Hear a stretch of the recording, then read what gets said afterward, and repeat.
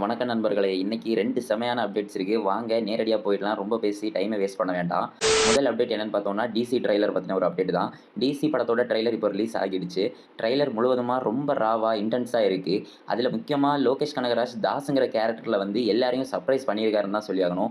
எவ்வளோதான் அவர ட்ரோல் பண்ணியிருந்தாலும், அவரோட கேரக்டர் வந்து இதில பக்காவா இருக்கு. அவருக்கு ஒரு கம்பேக் மூவியா கண்டிப்பா இருக்கும். கொலை காட்ல இருக்க மவனை கொல்லாம விட மாட்டேன். செம்ம இன்ட்ரஸ்டிங்கா ட்ரெய்லர்ல 2, 3 ரெஃபரன்ஸ் வச்சிருந்தாங்க.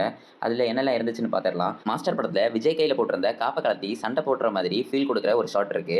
அதே மாதிரி மாஸ்டர்ல பவானிய கட்டி தொங்க விடுற மாதிரி விஷுவல் ஞாபகப்படுத்துற மாதிரி ஒரு ஃப்ரேம் இருக்கு இந்த ட்ரெய்லர்ல. அது மட்டும் இல்லாம விக்ரம் படத்தில பார்த்த கன் ஆக்ஷன் ஸ்டைல் எல்லாம் திருப்பியும் நம்மளுக்கு ஞாபகப்படுத்துற மாதிரி இந்த ட்ரெய்லர்ல கொஞ்சம் ஷாட்ஸ் எல்லாம் ஃபிக்ஸ் பண்ணியிருக்காங்க.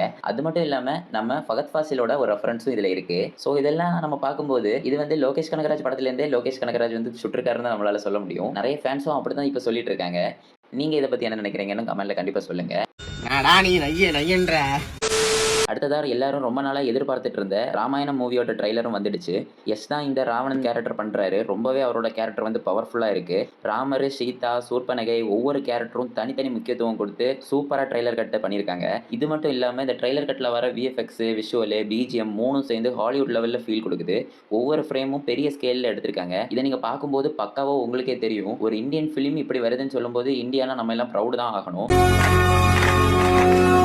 ஒவ்வொருத்தருக்கும் ஒவ்வொரு பெர்ஸ்பெக்டிவ் இருக்கும். ராவணன் வந்து ரொம்ப நல்ல கேரக்டர்னு சில பேர் நினைப்பீங்க. சில பேர் வந்து ராவணன் வந்து உண்மையாவே கெட்ட கேரக்டர்னு தான் நினைப்பாங்க. ஸோ வந்து அவங்க அதெல்லாம் மீன் பண்ணாம ஒரு சூப்பரான விஷுவல்ல சூப்பரான ஒரு இது ப்ரொவைட் பண்ணியிருக்காங்க. நம்மளும் அதே மாதிரி யோசிச்சுட்டு இந்த படத்தை பார்த்தோம்னா சூப்பராகவே தான் இருக்கும். ஆனால் ராவணனோட கேரக்டர் வந்து ரொம்பவே ப்ரூட்டலாக தான் இருக்குது. இந்த ட்ரெய்லர் நம்ம பார்க்கும்போது எப்படியும் மினிமம் 1000 கோடி to 2000 கோடி அடிக்க வாய்ப்பு அதிகமாக இருக்குது. ஏன்னா இதோட ஸ்டார் கேஸ்டிங் அந்த மாதிரி. அப்புறமா முக்கியமான கேரக்டர் நிறைய இது பண்றாங்க. ஆனால் எனக்கு ராமர் கேரக்டர் மட்டும் கொஞ்சம் மாத்திருந்தா நல்லா இருக்கும்னு தோணுச்சு. மற்றபடி அந்த ட்ரெய்லர் கட்ல எனக்கு எந்த ஒரு குறையுமே தெரியல.